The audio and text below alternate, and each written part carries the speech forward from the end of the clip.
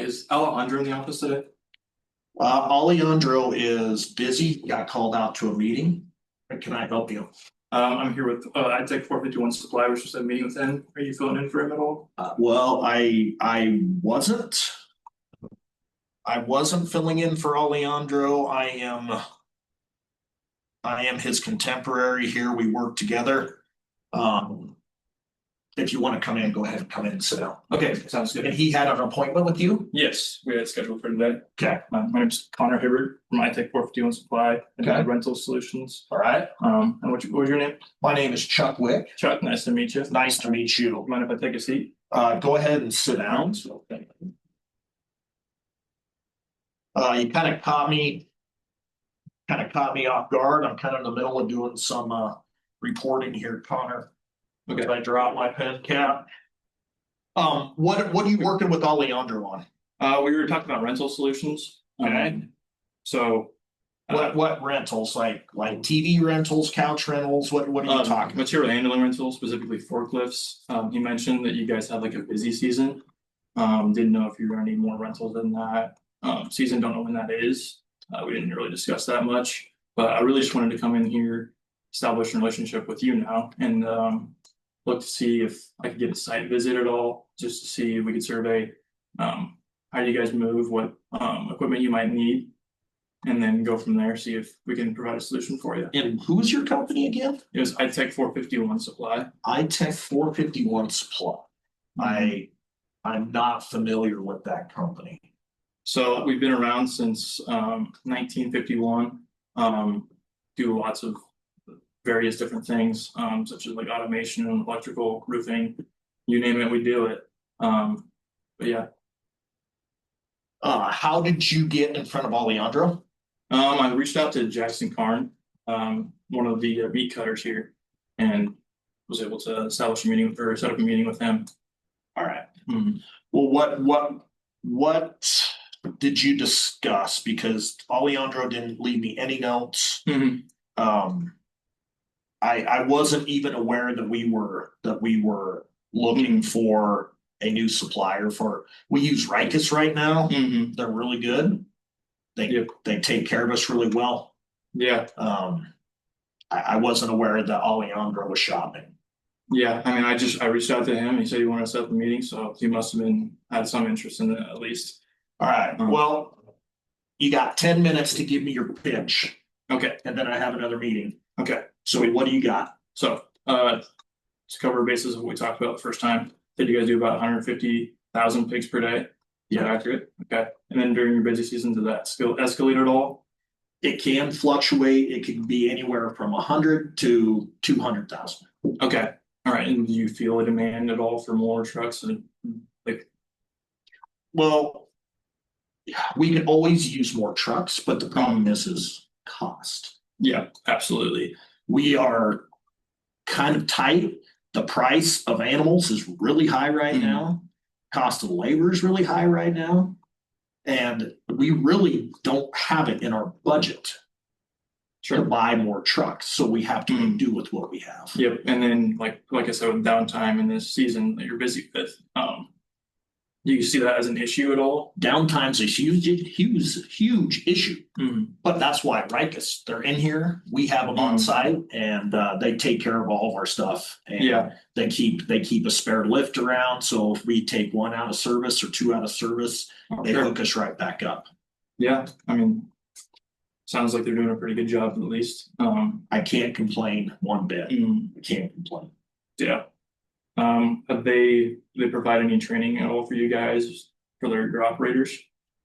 They don't offer training. No. Okay. Well, are you seeing any other issues? Because Alejandro mentioned a little bit of issues with those, but I don't know if you're seeing more issues. Well, we got issues because we hire people who aren't very skilled, and they're wrecking these things all the time. Yeah, absolutely. Have you looked into a training plan for that at all? Well, I didn't know. We just do our own internal training. What kind of training are you suggesting? So we can have training every 6 months is what Alejandro suggested. If you wanted to tailor that fit your needs, we can do that as well. But just operator training, get them more focused or aware of what the machine can do. how to stay safe around it as well, because the pedestrians are just as much danger as the operators themselves. So we had an OSHA recordable recently. And we got beat up by OSHA and had to pay a fine because our lift operators were not OSHA 10 certified. Do you do OSHA 10 certifications in your training programs? Yes, I mean, that comes with the operator training. So that does come with it. Yes. All right. Well, that's interesting. What is the additional cost? Well, if you were to take our rental fleet, we would wipe that cost, but we can also operate or offer a training plan that's separate from that as well. That's something we could work out and get into as if you would like.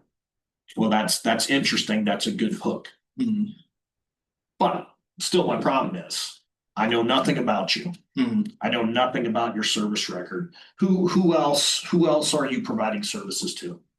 As of right now, me personally, I've only been here since August, so I haven't been able to establish much of that. So it's a new segment we're trying to get into. Obviously, rentals, it's just kind of open out there. Well, that's pretty tough if you don't have a track record, right? Yes, absolutely. You are competing against a company that has years of experience and they have a great track record. Yeah, and are they able to be here that often? They're on site.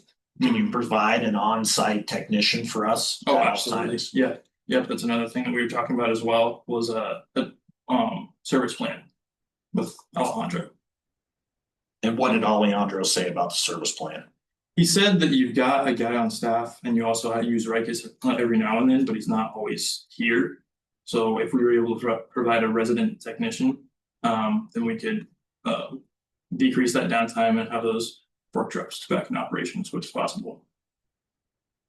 We need somebody here 24/7. And that's something we can provide for you as well. All they have to do is come to us to pick up their parts. They can be out here as soon as 9 o'clock in the morning.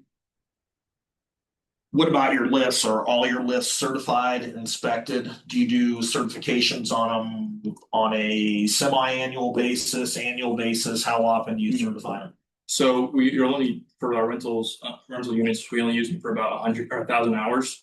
And then they're turned over. So that way we know if the quickest or the newest equipment is up to date and it's all certified through Yale before it even leaves their facility. So you're selling Yale? I'm just renting it. You're renting Yale. We've had some bad experiences. Are you trying to? We use stand-ups. Stand-up forklifts in our facility. Sure. We use Crown. Crown lifts are great. They're reliable. Their batteries are really good. In the past, we've used Yale. Yeah. Yale had some electrical component problems. I'm not familiar if they've gotten those fixed in the last 5 or 6 years. Are those issues resolved? They've been working on them for sure. With onshoring due to tariffs, they have stopped production in Brazil and they've moved it all stateside, and they've seen an increase in the quality of the forklifts. Okay, because their quality really kind of sucked in the past. For a while it did, yes. We did drop the ball on that. Excuse me. Yep, you can take that if you'd like. No, we won't take it. But okay. Anyway, I just need to make sure I don't miss my next meeting here. Yep, no problem. So we only have a few more minutes. Okay. Another thing is we just recently updated all of our lifts with LiDAR because we've had accidents. Like I said, our staff isn't trained well. And with these LiDAR devices, it's kept people safe in our facility. Sure. Is that something that you offer on your lifts? Yeah, absolutely. We can add that to our lifts as well. And then one thing I really want to do is I want to get in with our survey team, find what other issues those operators might be having, if they're just bumping into racking, if they're not paying attention to pedestrians, whatever it may be, we can tailor our training in those areas. Yeah. And then we could look to improve that as well.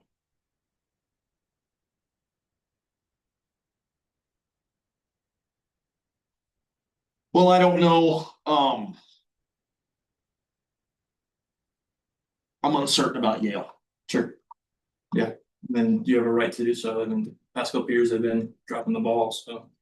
Where's their production facility right now? You said it was brought back to the States. Do you know where they're being? Right now it's just Charlotte, North Carolina. Charlotte. Okay. So lead times have decreased a little bit, but obviously to build a forklift it would take a while, but we have rentals on hand for you. How much time would it take you to put together a proposal? I can get you one as soon as next week. You could have a proposal next week. Yep, as long as we were able to get a site visit this coming week, we could see what your fleet looks like currently. Get a maintenance plan established for those, and then also find some other areas where you might need some new equipment, or just areas where you're dropping the ball and you can get the material out quicker. I will tell you one thing, I don't want to be sold a whole bunch of stuff. I'm interested in lifts. That's something that could be sold to me. Absolutely. Potentially. Especially if it's cost effective. Because I'll tell you what, I would almost rather just buy used equipment. Yeah. And then have it serviced here. That is. Because leasing and renting, it's expensive. Yeah. But with that, have you bought used equipment in the past at all? We've had great luck with used equipment. Okay. Rykus has provided us with used equipment. Okay. And it's great. That's good. Didn't know they sold Brown lifts for you though. They were giving us Crown lifts. You know what? On the used market, they'll take stuff on trade and they'll give us whatever we want because our profit is so slim right now. Yeah. I can't afford to take a big hit on material handling. Yeah. You get what I'm saying? Yeah, absolutely. So I'm just going to tell you this with the last minute we have, I got to have something that's cost effective. When you come back and meet with Alejandro, you need to have a cost effective proposal for him. And you better have lined out used versus new, what your service contract is going to cost. Yeah. Okay. And it's going to have to be significantly better than what Rykus is providing us today. Sure. And I don't want to be sold pallet racking. I don't want to be sold freezer equipment, lifts. Okay? Absolutely. And we can do that for you. Just like I said, if we can get site visit later this week, I'm not going to try and sell you any other racking. I mean, like you were asking, just evaluate your fleet and see what honeycomb we might have. See if we can fill those voids for you. All right. Well, what do I got for my next meeting here? Yeah, I got to get going. Okay, so sweet. Yeah, have time later this week to meet at all? I would like you. Yeah, you could contact Alejandro. Okay. All right. Yep. Send him an email. Do you have his email address? I do have his email address. Do you want me to CC you on that as well? You can CC me on that as well. Perfect. All right. And what's your? My email address is chuck.wick@jbsswift.com. Awesome. All right. All right, sir. I got to go. Yep, absolutely. Well, thank you for your time. Thank you. Take care. Thank you. You as well.